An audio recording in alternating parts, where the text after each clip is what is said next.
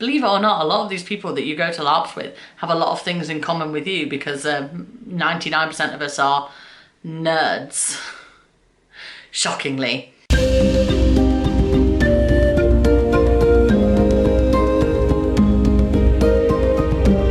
Hi party members, welcome back to LARP 101. If you've not been here before, then LARP 101 is my series where I answer questions about LARP to help you get started in this brilliant hobby. This year I'm doing something slightly different and I am going to you guys to find out what your questions are and what you want to know about LARP and see if I can answer some of those really difficult questions for you.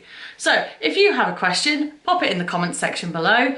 I will keep a list of all of them and I intend to answer as many as possible, so please feel free to ask whatever it is that's on your mind. I put a little post up on my community tab just before Christmas to see what questions people had about LARP, and some questions actually came back, which was wonderful. So I'm going to get started answering those and we're going to go through some more as the year goes on. So long story short, welcome back to LARP 101. So very first question for LARP 101, I'm going to have to read it off my screen in front of me. So, I know it's stupid, but my first and only so far LARP event was Empire Event 4. Unfortunately, I now have this LARP nerd fire inside me where I can't wait until the next event. Being 17 and studying A-levels to get into medical school gives me little free time, so what can I do, short of joining another LARP system, to cure this constant itch?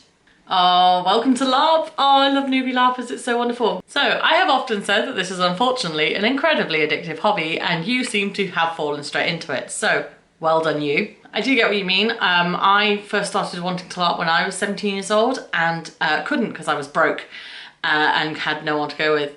So I get what you mean when you say you can't go to another LARP system to scratch that itch. You're of course not the only person who feels this way. Almost every LARPer I know spends most of their winter thinking about their next game, which is why you do get LARPers who cram in as many games as possible. However, if you're not working or you have very little free time, like you, it can be really frustrating when people just turn around and go to another LARP, especially since that's always my advice because I think people should go to as many as possible. So what can you do to keep your keen up while you're in between games? Well, there's some things you definitely need to do and there's some things that you will definitely want to do. So first thing need-wise, make sure your kit's all ready for next year. I know this is really dull and tedious, but trust me, this will save you so much time later. So if you've got a tent and it's canvas, make sure it's dried out, make sure your sleeping bag's in good nick, make sure that, you know, your walking boots are re-waterproofed, all of that boring stuff. Which doesn't sound ideal, I know, but knowing that you're going to have that ready for next year is going to save you a lot of stress later on, and it'll help you feel excited about next year as well, because then at least you know that the second you get to go to a game, you are ready. You don't have to worry about anything, your tent is fine, your sleeping bag's fine, your boots are fine, go! And that's a big, big plus. The second thing I always recommend is start looking at kits. Because that's what we all love to do when we start LARP anyway, is that we want to look at loads of pretty pictures of loads of outfits that we want to own and probably never will.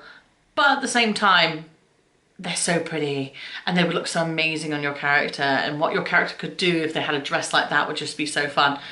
And so I always start up a Pinterest board. I go on about it a lot because I'm a sad, sad person who's addicted to Pinterest. And I build new characters, I build new outfits for my characters, I even just build up character concepts so I know sort of either what I'm playing at my next event. I even do it for characters I'm currently playing to help me go through some stages of character development. I've just started playing a new character at Empire E4. Just like you, I went to Empire for the very first time this year. So if you're at any next year, I will be at some, so please come and say hi, because I love meeting people. And I've got a character there, her name's Turn, she is one of the Navarre, and while I've already started playing her, she's still very fluid in what she could be. So I've now got a Pinterest board and I start just sticking in pictures and imagery, and I've decided for some reason she's going to play the ocarina, so I've got some ocarina music in there. And I generally use it to flesh things out, and trust me, this can take up days of your time and build so much keen for it. So yeah, go on Pinterest, start building up some boards. After that, I would recommend solid, if you have money, look at seeing what kit you can get. It doesn't have to be the big cloaks or the big dresses or things that cost you a lot of money. My favourite thing at the moment is I like perusing Etsy for really cheap but really funky jewellery for my characters to wear. And that's really, really sensible because it supports independent businesses, plus you get some really unique, cool items that your character can wear that you won't get anywhere else.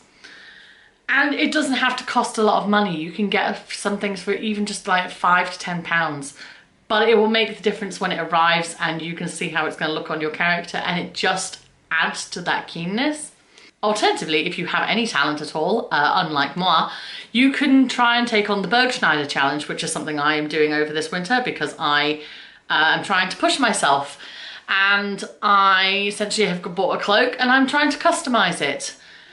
You don't have to do this with Bergschneider, though their challenge is really good. Plus they give you a discount on items you buy as long as you promise to customize it and post it up so that they can use it in their advertising, which is really, really cool. But if you can just get hold of maybe like a cheap shirt or some cheap skirts or, you know, something that's not going to cost you very much, and see if you can customize it to your character's needs, that's a fun pet project that will keep you going right through until the spring. And the other thing I know that people do that brings me back to my 14-year-old self browsing fanfiction.net, write some fanfiction for your character. Might seem a bit weird, but essentially think of it as like writing your character's diary in between events. What happens to them? Do they go somewhere? Do they meet some people?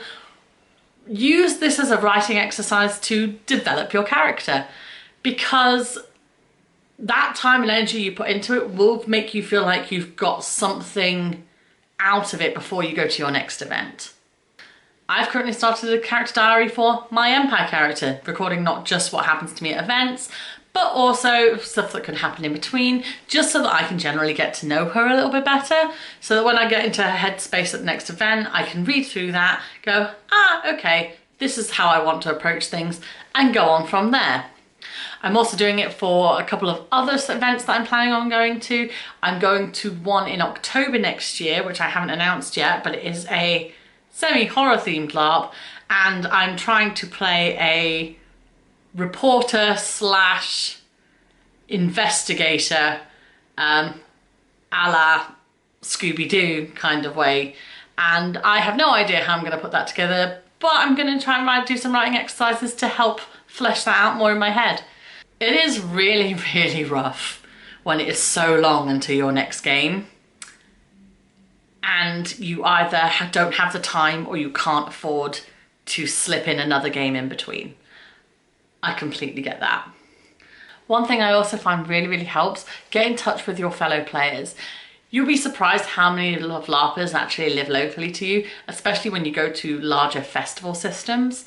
So see if you can meet up with people over winter. You don't need to meet up and talk about LARP, you don't need to meet up and play LARP. Believe it or not, a lot of these people that you go to LARPs with have a lot of things in common with you, because 99% of us are nerds, shockingly. Yeah, so see if you can meet up with people. If you can't, maybe chat to them online. See if there's a Discord you can join. See if they just want to play an online video game with you. Or, you know, if you just want to talk about some nonsense online, like if you went and saw a film or something lately. It doesn't matter. Maintaining that contact is a really, really good way to help keep your keen up, because trust me, there's one thing LARPers are great at. They are at being super eager and super keen for their next game. And trust me, you will leech that off them just by being in virtual proximity to them.